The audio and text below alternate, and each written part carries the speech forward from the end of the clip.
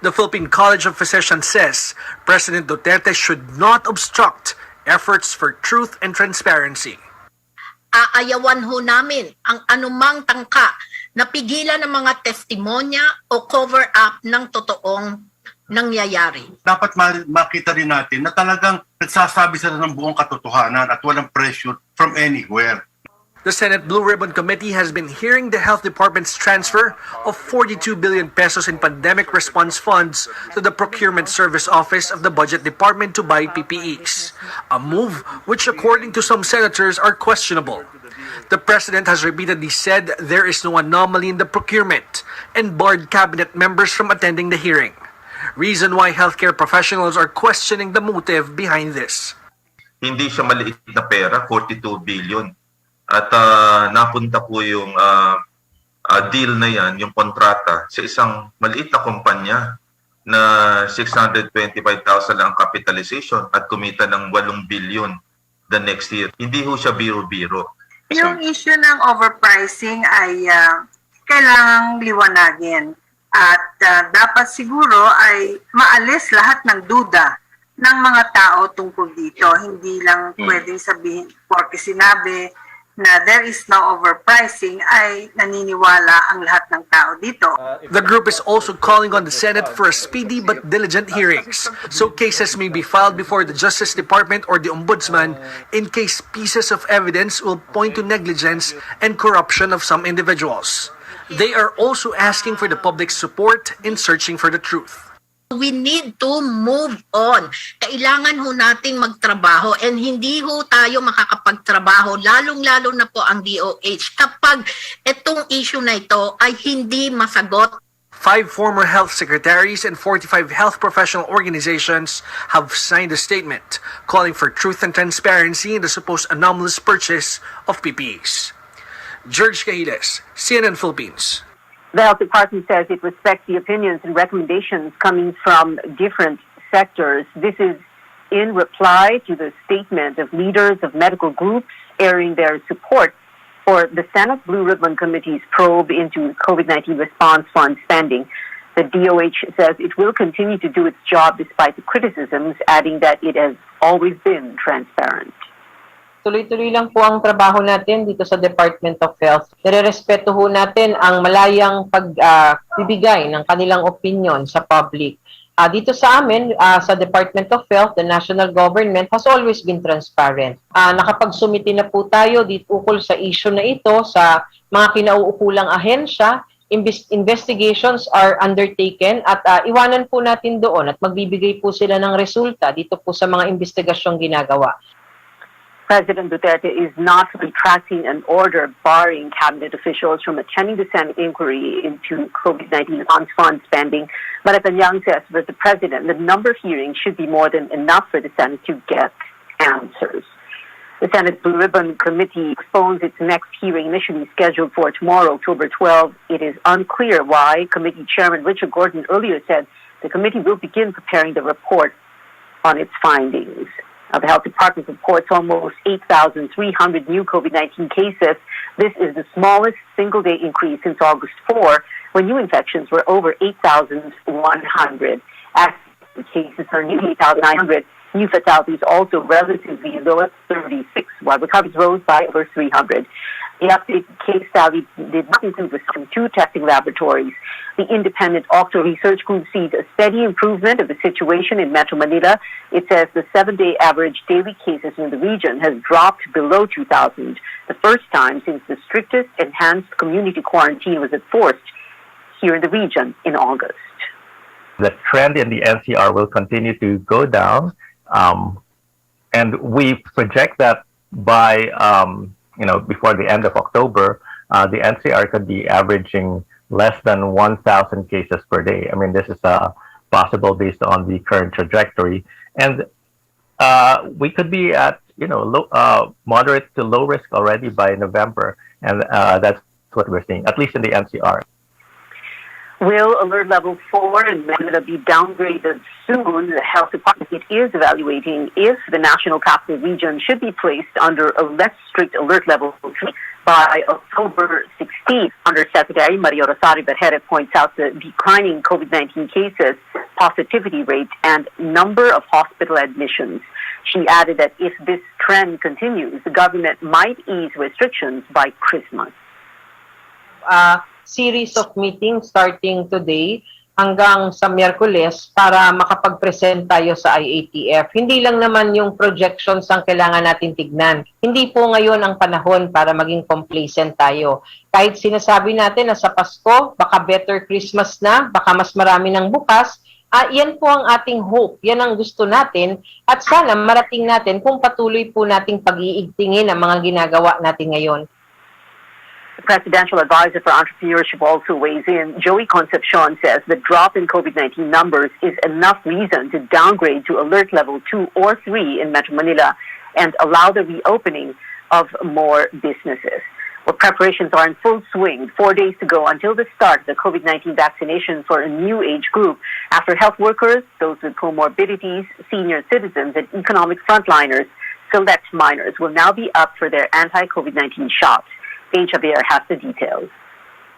The government will begin vaccinating select adolescents aged 12 to 17 this Friday. Tuloy po, nakapagsabi na po ang vaccine cluster, they will start on October 15. They will receive Pfizer or Moderna doses, the brands given emergency use authorization for minors by local regulators. To be qualified, they must have one of the pre-existing illnesses identified by the Pediatric Infectious Disease Society. The minor, as well as the parent or guardian, must give informed consent and provide a certificate as proof of the comorbidity. The pilot run will be limited to 8 hospitals in Metro Manila.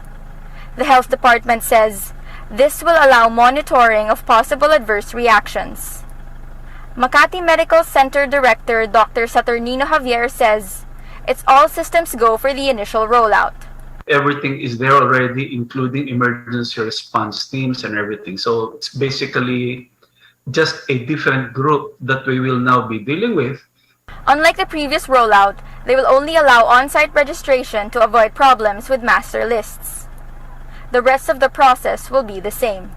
Then inoculation. Javier says unvaccinated companions of minors can also get their shot during the pilot run. The child cannot naman come here on their own, right?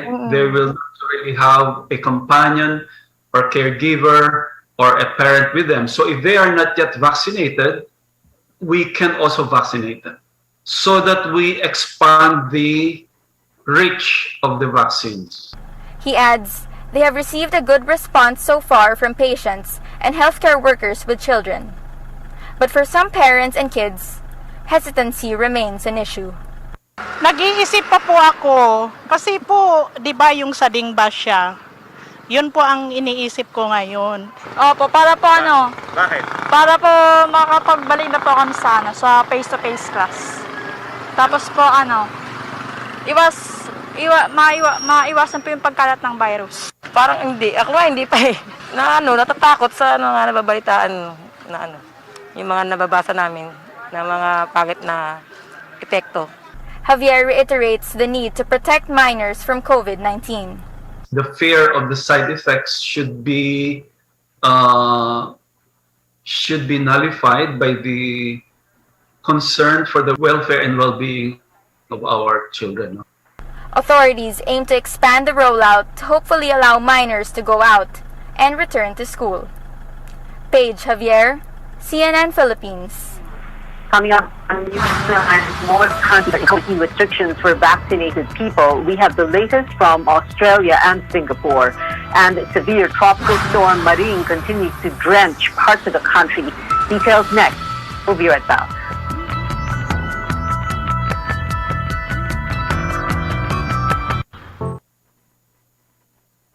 Suportahi ang imong immune system para mabatukan niini ang mga viruses sama sa corona ug uban pa. Pag Herbalaya Food Supplement every day. Aduna kini mga natural herbs ug antioxidants nga mopakusog sa imong immune system. Batukan ang mga viruses. Mag Herbalaya Food Supplement matag adlaw. Inyong mapalit sa inyong mga suking butika bisan asa. Herbalaya Food Supplement. Atong saligan aron virus malikayan.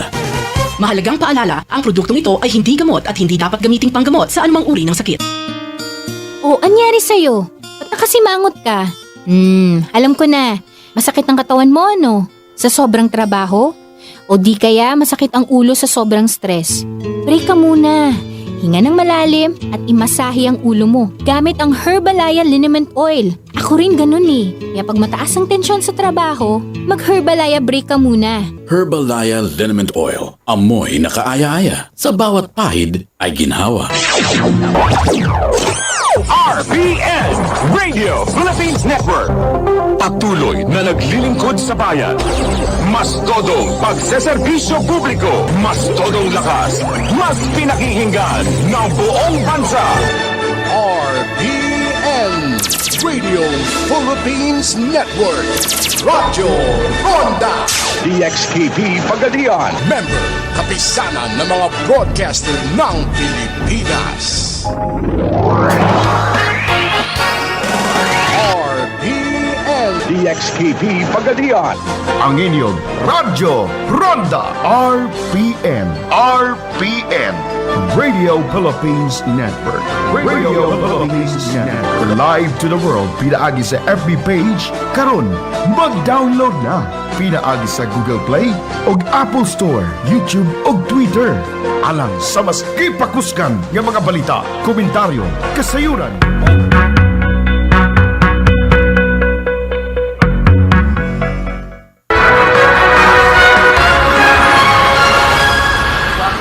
Night, where we go above and beyond the headlines to check on the weather. Heavy rains forecast in many parts of the country due to severe tropical storm Maring. Expect heavy to intense with at times torrential rains in Batanes. The same will be felt over the northern portion of Cagayan, the Babuyan Islands, Ilocos Norte, Ilocos Sur, Abra, Apayao, Mountain Province, and Benguet. Maring will bring moderate to heavy with at times intense rains over the rest of Cagayan, Ilocos region, and the Cordillera region, while light to moderate with at times heavy rains forecast in Central Luzon and the rest of Cagayan Valley. Maring was last spotted east-northeast of Apari, Cagayan. Pagasa says it is expected to leave the Philippine landmass tomorrow morning.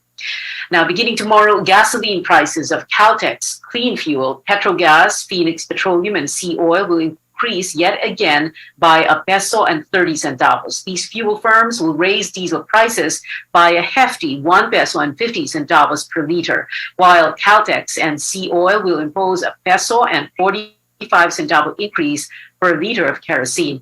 This is the 7th straight week of pump price hikes in Metro Manila. Gasoline prices now stand at 50 to 60 pesos. Diesel prices at 45 to 50 pesos and kerosene prices over 50. Other fuel firms have yet to announce their price adjustments. News overseas now. A major city in Australia is reopening its doors after months of strict lockdowns because of the Delta variant. Fully vaccinated residents in Sydney can now go to pubs, gyms, restaurants, and shops. This after the city hit a 70% inoculation rate. Over 5 million residents have been under tight restrictions since June. New South Wales Premier Dominic Perrottet says if everyone does their part, they can open up even more.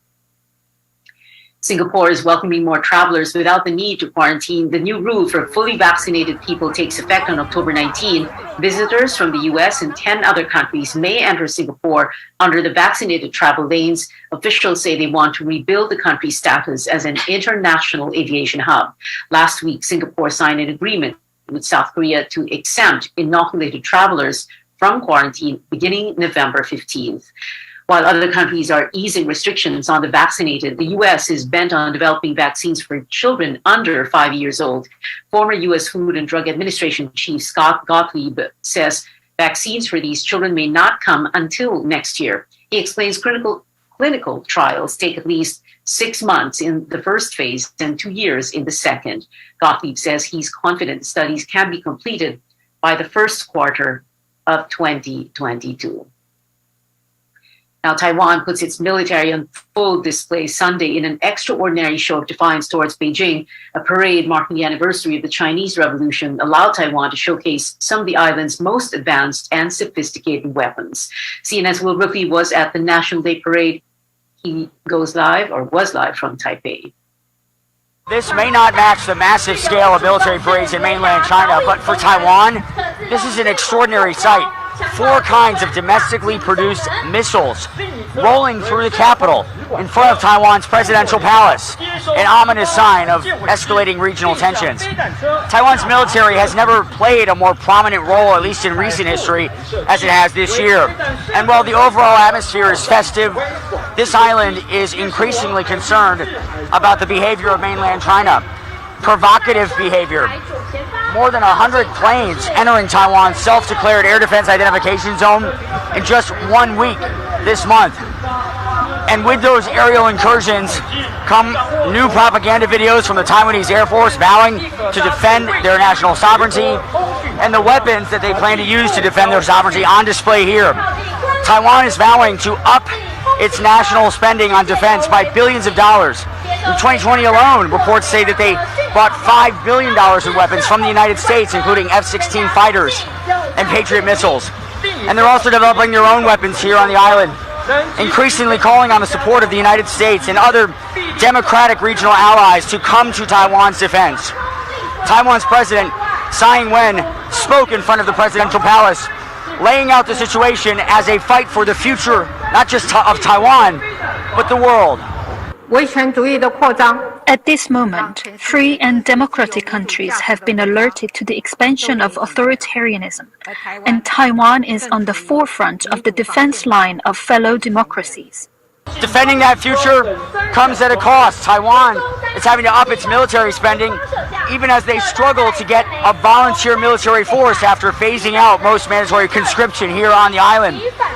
Will these weapons, will the help of the United States be enough to defend against the threat from an increasingly assertive mainland China, as President Xi Jinping vows to, in his words, reunify the mainland with Taiwan? Beijing has long claimed this self-governing island as its own territory for more than 70 years, since the end of China's civil war. Taiwan points out that they've never been ruled by the Communist Party of China, and they say they plan to keep it that way, putting their military on full display here. Will Ripley, CNN, Taiwan.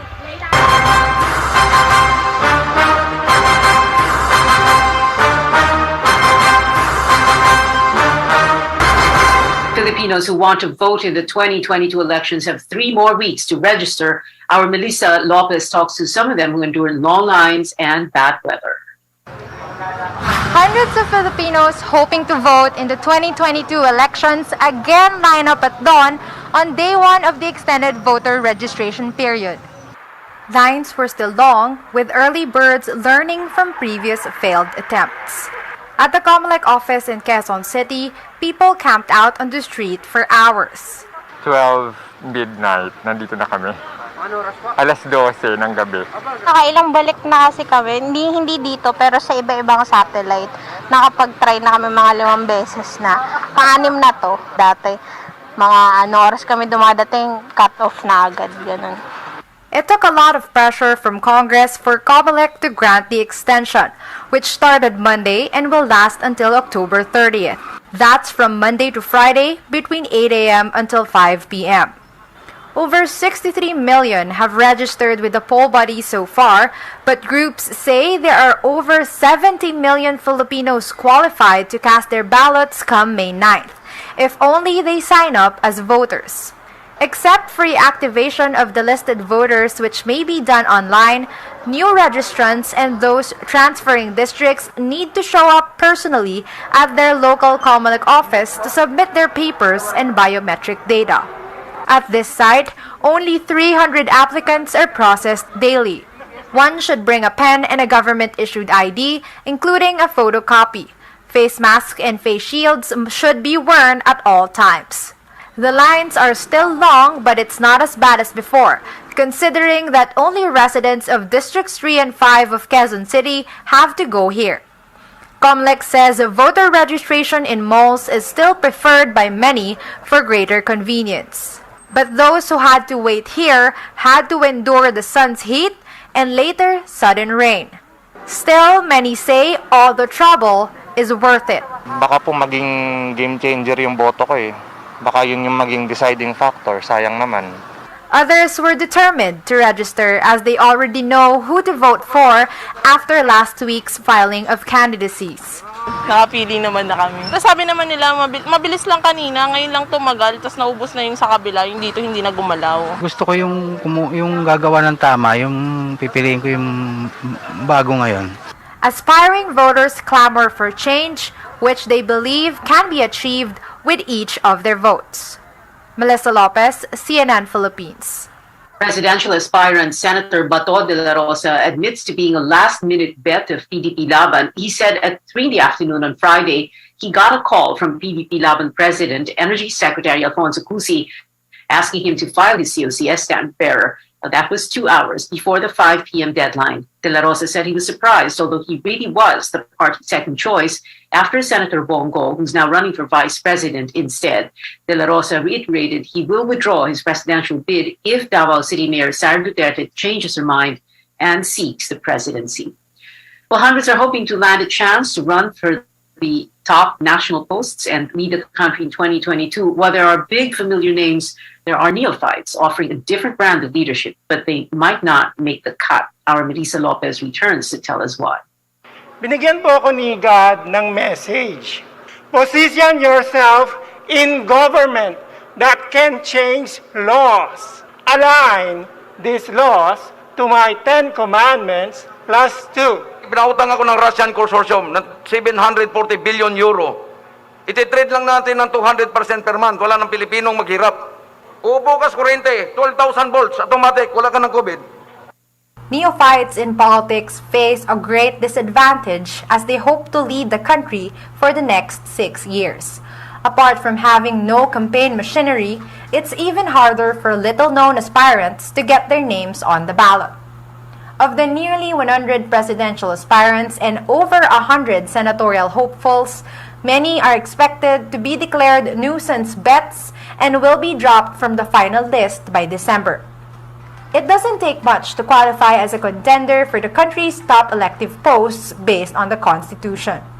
One must be a natural-born Filipino living in the country, a registered voter, and able to read and write. The age requirement varies per post. In that sense, all those who filed their certificates of candidacies are qualified. Each have their own reasons for running. Hirap na po kami. Ang tataas ng bilihin. Hindi ko po alam kung paano gagawin. Housing sa lahat at maiwasan na yung palalayasin at maninirahan sa daan at sa tabing ilog. So please help us in bringing the Philippine heritage wealth for every Filipino. And we are determined to do that. But not all will move forward. Magkakaroon ng evaluation ng mga kandidato. Tingnan natin kung sino yung mga merong legitimate intention to run for office at sino yung mga tumatakbo lamang just because. There are candidates who run to make mockery of the system, and there are some candidates who run to cause confusion among voters dahil may kakapareho ng pangalan. And those will be weeded out, no? Among the aspirants, 3 Marcoses are running for president: Tiburcio, Maria Aurora, and Bongbong. 2 Jinggoys are in the Senate race: former Senator Estrada and Nahar Salih. COMELEC will screen applicants based on their personal and political backgrounds. Former Commissioner Louis Guia says that includes how the aspirants acted when they filed their COCs. Hindi naman kailangan may pera yung kandidato eh. Meron kang organization, may network of supporters ka who can help you. Guia says having too many names in the ballot will be a disservice to millions of voters too. In 2016, only 6 of 130 presidential hopefuls made it to the ballot. Until then, these aspiring leaders will have to wait and hope for the best. Melissa Lopez, CNN Philippines. Coming up on Newsnight, Nobel Peace Prize recipient journalist Maria Ressa talks about the social media algorithm and how it can fail to separate lies from facts. Details when we return.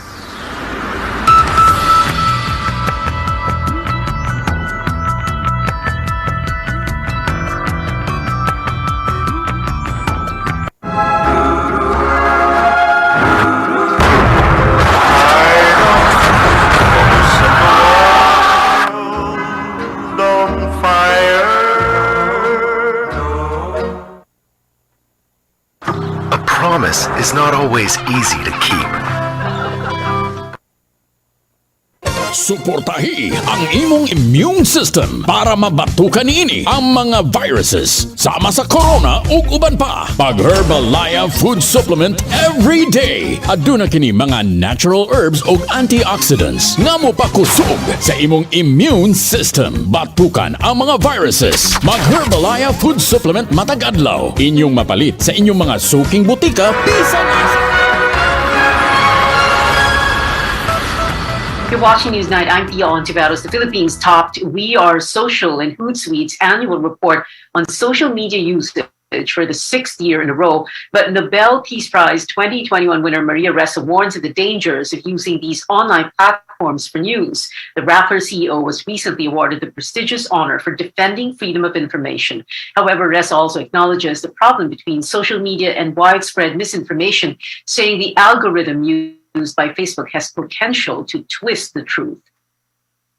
It spreads lies laced with anger and hate faster and further than facts. What that does is it divides society and radicalizes if you're a user. So when you say a lie 1,000,000 times, it becomes a fact.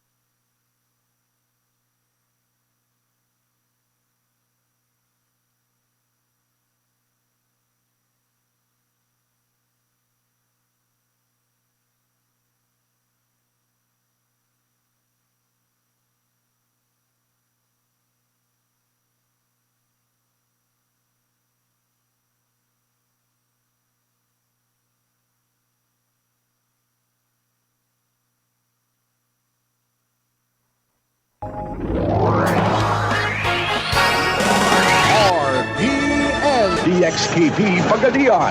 Ang inyong Radyo Ronda RPN. RPN Radio Philippines Network. Radio Philippines Network. Live to the world. Pinaagi sa FB page. Karon, mag-download na. Pinaagi sa Google Play o Apple Store, YouTube o Twitter. Alang sa mas kipakuskan ng mga balita, komentaryo, kasayuran o kalingawan. Ang mas kipakuskan nga inyong Radyo Ronda.